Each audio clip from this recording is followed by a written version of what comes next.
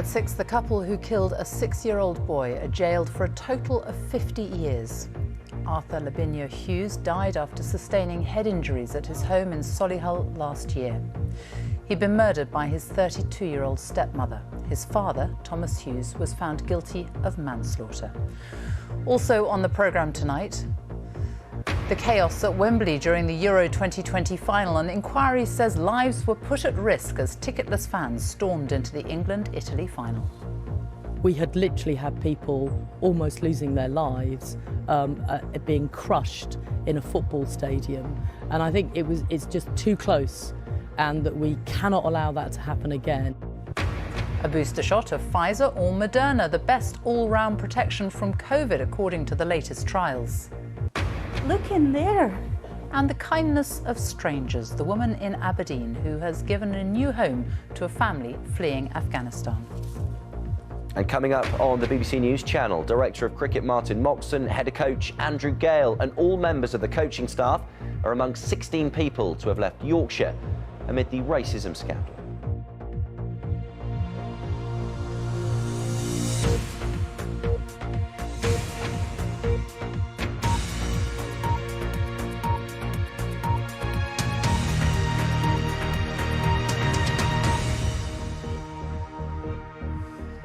Good evening and welcome to the BBC News at 6. A woman has been jailed for life for murdering her partner's 6-year-old son after months of abuse.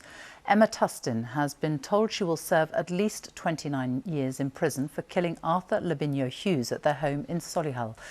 The boy's father, Thomas Hughes, has been jailed for 21 years for manslaughter. The judge at Coventry Crown Court said it had been one of the most distressing cases he'd dealt with and described the couple as spiteful and sadistic.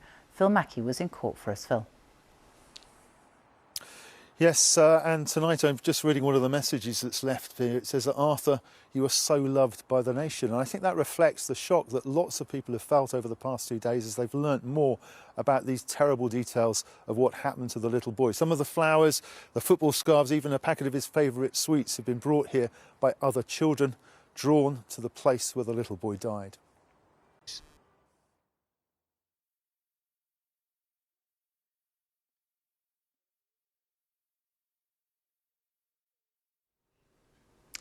Well, apologies for the loss of sound on that. We will come back to that report. But let's move on, because it emerged that during the trial, Arthur had been seen by social workers just 2 months before his death after concerns were raised by one of his grandmothers.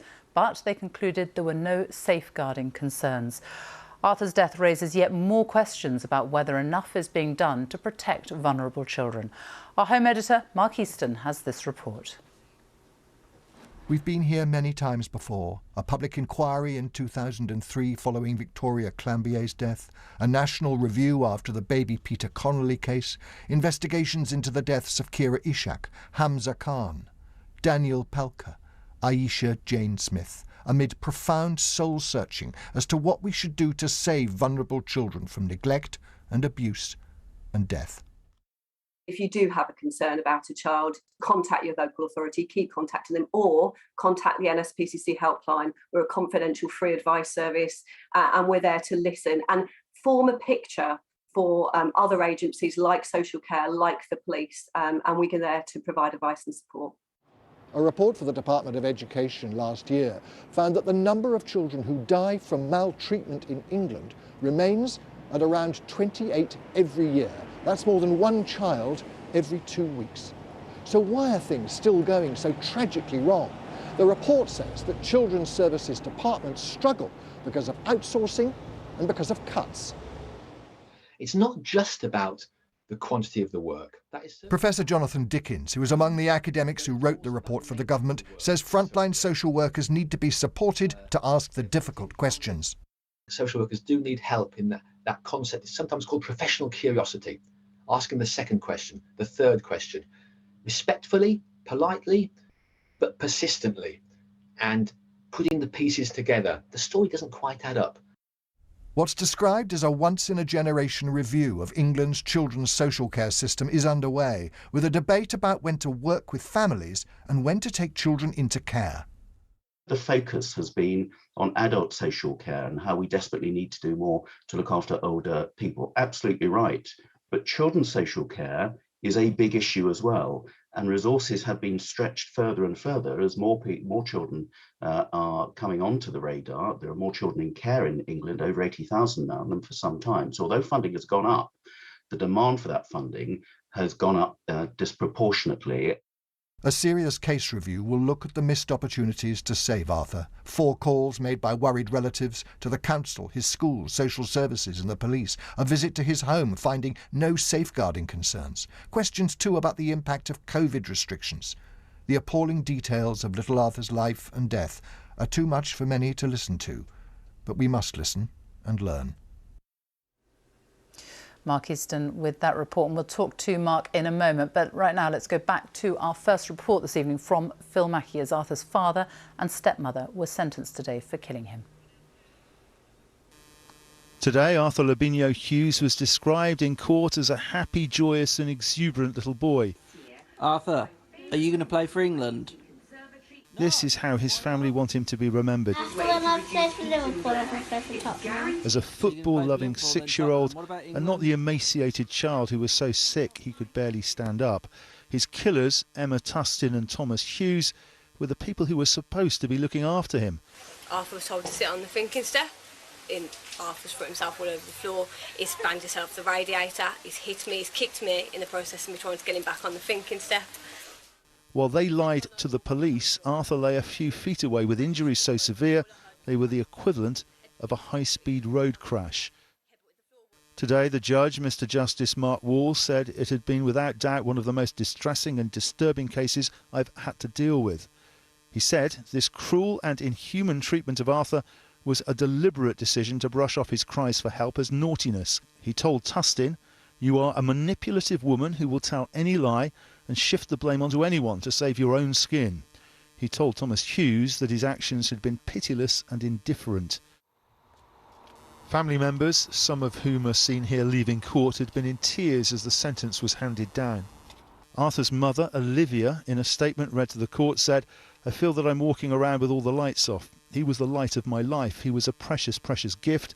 His short life was stolen, and the hole left in me and those who loved Arthur will never be repaired." Arthur's story has moved everyone who's seen, heard or read about it. It's unlikely anyone will easily forget the little boy with the infectious smile. Phil Mackey, BBC News. Well, let's talk now to our home editor, Mark Easton. And the details of that story are just so distressing. Even the judge said how distressing they were.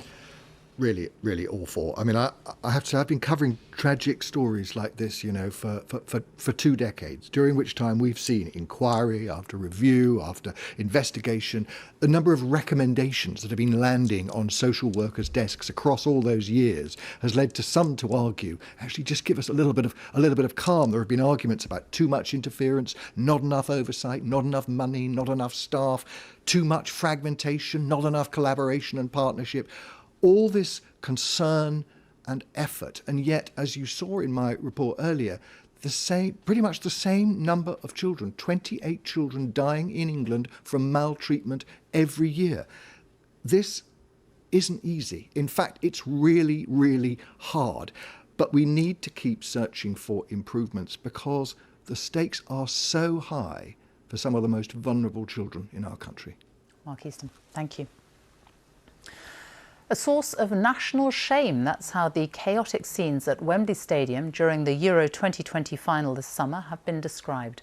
An independent review says around 2,000 people without tickets, many of them drunken and drugged up thugs, managed to get into the stadium as England took on Italy. Our sports editor Dan Roan reports. Appalling disorder on a day of national shame. The damning findings of the investigation into the scenes that marred England's biggest match since 1966. Many fans left terrified after being caught up in the chaos. Today, the woman whose report lays bare the gravity of the mayhem at Wembley told me it was fortunate that no one died. Well, I think what happened was a very near miss, and that near miss would be a significant loss of life or injuries, probably on a scale that sadly we saw at Hillsborough. So I think the benefit of it being a near miss is actually that we can learn from it to make sure it never happens again. The report found unprecedented levels of criminal and antisocial behaviour and that 2,000 people got in illegally via 17 entry points. Almost half of surveyed respondents saw illegal drug taking, and fans with disabilities were targeted, with a child wheelchair user snatched from their father and used to try to gain entry by one thug pretending to be a steward. With hooligans hoping to reach the thousands of empty seats inside Wembley, the report found a perfect storm of factors and a collective failure in planning. The police weren't on the ground early enough. They thought they were early, they weren't early enough. The stewarding at the stadium was not robust enough, and there wasn't a fan zone. Remarkably, the report found that England's defeat to Italy averted a potential disaster, with 6,000 thugs outside poised to storm Wembley if they'd won. I apologise absolutely for the experience that many fans had on that day. What we should have done is step back and looked at it as a completely unique event and understood that people would potentially get there earlier, and we needed, for example, to get law enforcement there earlier. While the report said no single agency was to blame, it found a number of organisations, including the FA and the police, failed to mitigate what it called foreseeable risk. I am really sorry that so many people who came to London to enjoy a football match were met with unprecedented scenes of disorder. Whilst we had policing presence in Wembley across the day, we accept that the bulk of this was not present early enough to prevent scenes of disorder. Today's report recommends that the FA leads a new national campaign designed to improve supporter behaviour, tougher security laws and more banning orders, and the establishment of a new category for matches of national significance to acknowledge the unique challenges in making such events secure. The FA must stage England's next home game in European competition behind closed doors. For what happened here, it's now clear that it could have proved much more costly. Dan Rowan, BBC News, Wembley. The UK's decision to offer just the Pfizer or Moderna vaccines as a COVID booster appears to have paid off after trials showed that they give the best overall response. 7 different jabs were tested. Researchers also said there were good signs that the vaccines still protect against the Omicron variant. Our medical editor Fergus Walsh reports. We don't know what's going in, do we? Amid the gloom over Omicron and its potential threat, some encouraging news. It was back in the summer that nearly 3,000 UK volunteers got one of 7 different COVID vaccines as a booster shot, 3 months after their second dose. Thank you very much indeed, everybody. For those boosted with Pfizer after 2 doses of AstraZeneca, their antibody levels were 25 times higher than a control group after 1 month. When Pfizer was given after 2 Pfizer shots, antibody levels rose 8-fold, but from a much higher initial level. Moderna and other combinations also worked well. The study didn't look at Omicron. It has mutations in the spike protein, which may make antibodies less able to bind onto it and prevent infection. But the bigger the antibody army, the better. T cells, another part of the immune system, were also significantly boosted. These can spot and destroy infected cells. The study showed boosters worked well against beta and delta variants, so it's likely they will also protect from serious disease with Omicron. All of the vaccines actually showed a good T-cell response. For the antibodies, Moderna and Pfizer were very high. We're very hopeful that the vaccines will provide a broad protection against multiple variants, although we can't say for certain at this moment whether they're going to work very well against Omicron or not. In South Africa, the first real-world evidence has shown Omicron may evade some of our immunity. Scientists have found a surge in the number of people being reinfected with COVID, but there's still real uncertainty about Omicron. We don't know yet about whether there is genuine immune escape with this variant. We won't know for some time whether people become more unwell with this variant once they're infected. I think we already know that it's more transmissible, but clearly we need even more definitive data on that. Science is moving fast, but it will take weeks before it's clear just how much of a threat is posed by Omicron. Fergus Walsh, BBC News.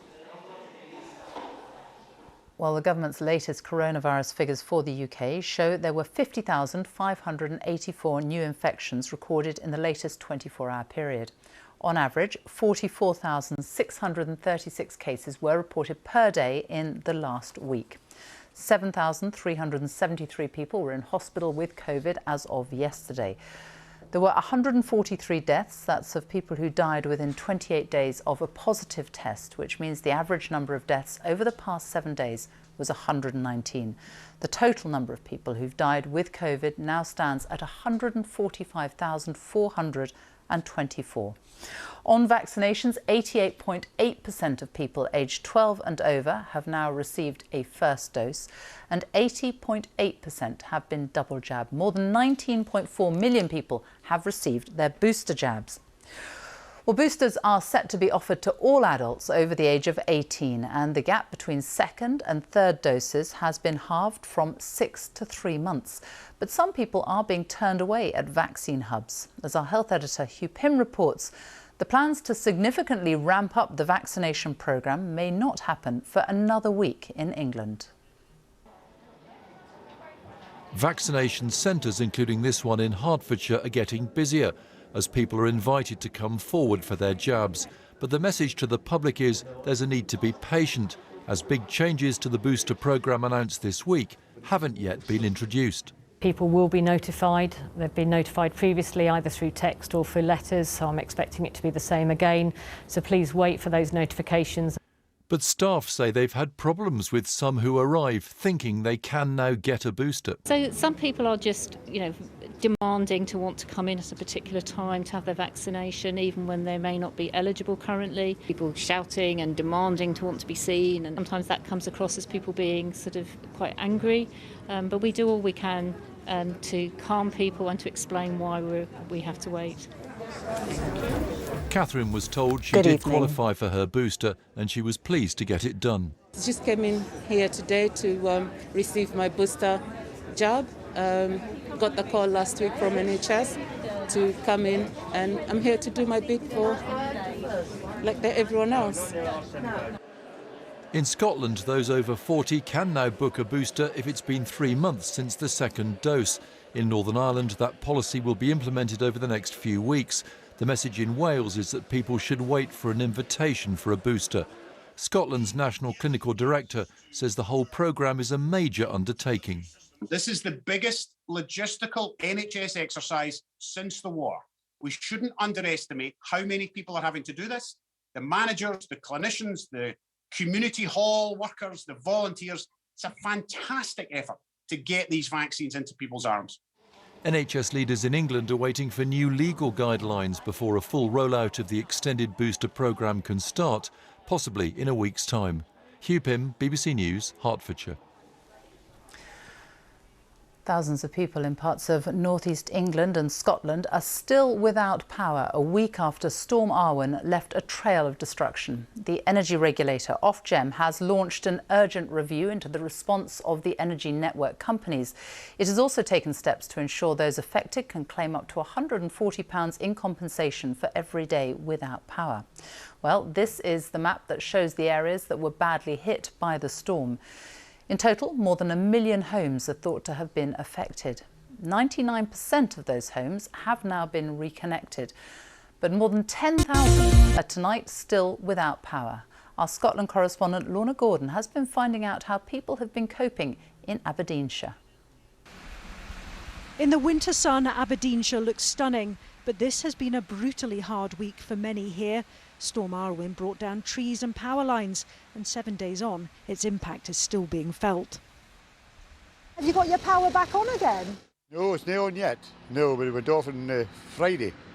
It's Friday, the day of the wind. Yeah. Oh, there's been trees blowing down a lot before, but I mean, this is worst I've seen. For some, no power meant no water either, so bottled water brought in for drinking. And at night, this family huddling together for warmth. Like many we spoke to, they were disappointed at the information they received. You just felt like crying sometimes. You couldn't, like I say, I think it was the false promises as well. That was, we kept getting emails off them saying it'll be on at 6 o'clock, it'll be on at 12 o'clock. And then last night, the army came, was 2 army blokes came, but that was the first people that's been to check that you're all right. There's nobody, you're just being left to fend yourself. But people here did rally around to look out for each other. This farmer receiving hot food from a good Samaritan determined to help. We rely on good friends and good neighbours. Excuse me. We rely on good friends and good neighbours. If it wasn't for these, it wouldn't be good. It wouldn't be good. You come together as a community? You have to. You have to, in these difficult times. Downed power lines mean the local primary school has been shut all week, children staying at home. I think one of the best parts has been I got to play a bunch of board games with my family. One part that I didn't like is my friend's den got destroyed. Their mum determined she'll be better prepared if this ever happens again. I'm ripping out my electric heater, and there'll be a log burner in there and a gas. We won't be left out vulnerable like this again. The power company have apologised for the disruption and say engineers are working round the clock to reconnect homes. All of our engineers that I've spoken to in the field have said this is the worst they've ever seen. So the scale and the volume and the quantum that we have to fix is much, much greater than anything we've seen before. Tonight, houses here are finally being reconnected. What's been described as a once-in-a-generation event remains just that. Lorna Gordon, BBC News, Cruddy in Aberdeenshire. Well, that's the situation in Aberdeenshire. Let's talk to our correspondent, Lakshmi Gopal, who is in Butterknowle in County Durham for us. And how is it there tonight? Well, Sophie, yes, this is the village hall in Butterknowle in County Durham, and it's one of many community hubs across the north of England and in Scotland that's been providing hot meals to people who are now entering an 8th night without power. Volunteers here have been working hard all day and all week, and they're currently preparing meals, some of which are going to be delivered to people here, and some are going to be packed up and taken out to some of the 200 homes in nearby villages that are still without electricity. We've been speaking to some residents who are in their 90s who say that they simply wouldn't have been able to cope with the freezing conditions and with a lack of in their home if it weren't for these helpers checking in on them and bringing them food. And volunteers say that they've been hearing harrowing tales from people about their experience in freezing homes, and people have been breaking down in tears. And part of it is the uncertainty, because at the moment many say that they haven't had the communication they would have wanted in terms of when the power's likely to come back on. They've been told on a day-to-day basis that it may come back the following day, but actually are still without it. And just to give you an idea of what residents are facing, it's forecast to snow here early next week, but some say they've been told they might not get their power back on until Wednesday. Lakshmi, thank you. The Conservatives have held the seat of Old Bexley and Sidcup in yesterday's by-election, but with a reduced majority. Their candidate, Louis French, won more than half the votes in the South East London constituency, with Labour in second.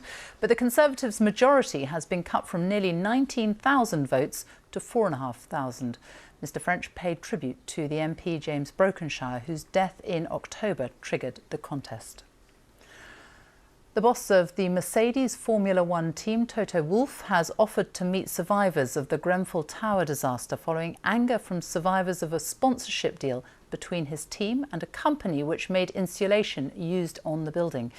Kingspan's branding is on the cars at this weekend's Saudi Arabian Grand Prix. The firm's insulation was installed on a small portion of Grenfell Tower, but Kingspan says it was used without its knowledge. Now, the actor Sir Anthony Sher has died aged 72. Sir Anthony, who had cancer, was widely regarded as one of the country's finest contemporary classical actors, with a long association with the Royal Shakespeare Company. David Silito looks back at his life. Deformed, unfinished, sent before my time into this breathing world, scarce half made up. Every now and again, a performance goes beyond mere good reviews to become the one against which all others are measured. Not all so much for love as for another secret close intent by marrying her, which I must reach unto. Anthony Sher's malevolent, spidery, compelling Richard III in 1984 was just such a role. When they are gone, then must I count my gains. I think my biggest problem is being young and beautiful. It is my biggest problem, because I have never been young and beautiful. A few months later, he was the drag queen Arnold in Torch Song Trilogy. Oh, I've been beautiful. Both roles Olivier Award winning. But this conquest of the British stage had begun with rejection by RADA. They sent a letter saying, we strongly recommend that you think about another career. Which, at that time was, really puts you on the line, and you really have to, it takes quite a lot of strength to work out whether they're right or not. As a child, he was shy, solitary. Acting was seen as a way to bring him out of himself. He liked the idea of disguise, a mask for this gay Jewish South African. Your hands, Nigel. On TV, he was the lecherous revolutionary Howard Kirk in The History Man. Perhaps we should just add his name, save, that. But the plaudits didn't lead to film and TV stardom. How right you are. My nose is small. His home was the theatre. My nose, sir, is enormous. He and the man who became his husband, the director Greg Doran, their great successes. Hail Rome! Titus Andronicus. Victorious in thy morning weeds. Othello. The moor already changes with my poison. Do not make me mad! Lear. I am in blood stepped in so far. Macbeth. He also painted. He was a successful novelist. Hath not a Jew eyes? But Anthony Sher was at his best, on stage, taking on those Shakespearean greats. If I tell thee a lie, spit in my face and call me horse. In all their troubled, complex, compelling glory. Sir Anthony Sher, who has died at the age of 72. And finally, to the kindness of strangers. One woman in Aberdeen who watched the images of thousands of people fleeing their homes in Afghanistan this summer was so moved by their plight that she decided to step in and help. She has given a flat for free to a man who worked as an interpreter for British Armed Forces and his family, who've spent months living in a hotel. Our special correspondent Lucy Manning has the story. Oh, I'm so pleased to meet you at long last. Kindness often repeats itself. Sometimes it only takes one person to change the lives of others. The Vessel family at the end of their long journey to a home. I'm so pleased to meet you. I'm so pleased to meet you. When Kabul collapsed, we were just left behind in a dark room. We first spoke to Burhan, a former interpreter with British forces, when he was hiding in Afghanistan, fearful for his life. A day before the suicide bomb at the airport, he risked the crush there and managed to get his family out. How are you and all the family doing? Everyone is okay, and now we are in safety. Our BBC reports about Burhan resonated. 75 years ago, another British Army interpreter was given refuge from Germany. Helga McFarlane's mother, Helena. I saw the report of the Afghan refugees coming in from Kabul on the army plane and the story of the Vessel family. And my mother had been a refugee during the Second World War and fled from her home. And she only survived through the kindness of people along the way. And I just felt I had to do something and give back something for the kindness and the humanity that helped my mother and her family survive. After 100 days in a hotel room together, the night before their move, Sepher and his family, so far from their life in Afghanistan, are finally about to start a new one. Sepher, how do you feel about going to Aberdeen? Good. What are you excited about? I'm excited about toys. This is your new house. From the Taliban, a dangerous evacuation, a new country, cramped hotel rooms, to his own bedroom. Look in there. What do you see? The toys. Narcis left everything behind. Her work as a gynecologist, her relatives. Now she must start again. And you make it the way you want it. You change anything, you make it the way you want it. Your generosity and your kind heart will be never forgotten. No words to express it, but still we have good humans inside this world, and you are an example. Thank you so much. You're part of our family now. Thank you so much. And you're so welcome. That report by Lucy Manning. Now let's have a look at the weather. Nick Miller is here. Hello. Hi there. Scotland had most of the sunshine today, but it's already turning wetter here from an area of low pressure which will be in charge of things across the UK for the start of the weekend, slowly clearing on Sunday. More then we'll have a drier day. But around this area of low pressure, there's another push of chilly air coming in from the northwest. And of course, that's not what anybody without power or working to get it back after Storm Arwen want to hear, but it is going to be a chilly weekend. And here is the wet weather moving across Scotland now and through Northern Ireland this evening into Wales and western parts of England as the night goes on. We've also got a spell of rain running across southern counties of England over the next few hours that will clear away, and the chance for a touch of frost here and there going on into the morning, but it's going to be a chilly start to Saturday with early rain through central and eastern parts of England clearing away, and then there'll be sunny spells. But for Scotland, for Northern Ireland and running into northwest England, the Pennines, North Wales into the Peak District, there'll be some longer spells of wet weather and some snow to the higher ground, though western Scotland brightening up in the afternoon. And for South Wales and southern England, much of the day is going to be dry. It's blustery. These are average speeds. There'll be gusts around western coast closer to 40 miles an hour or so, and temperatures, well, they are rooted into single figures. And as we go on into Saturday evening, we are going to bring some showery rain through South Wales and towards southern England. And then for part two of the weekend, another chilly start with a touch of frost on Sunday. It's eastern areas with some showery rain. It may just nudge a little further west during the day into the Midlands and central southern England, allowing parts of eastern England to brighten up. But the lion's share of the dry and occasionally sunny weather on Sunday will be in Scotland, Northern Ireland, Wales and western parts of England. Temperatures next week will be no better than this, and it looks like another spell of wet and windy weather could be heading our way around midweek. Sophie. Nick, thank you. And that is all from the BBC News at 6. Now on BBC One, we join the BBC's news teams where you are. Goodbye.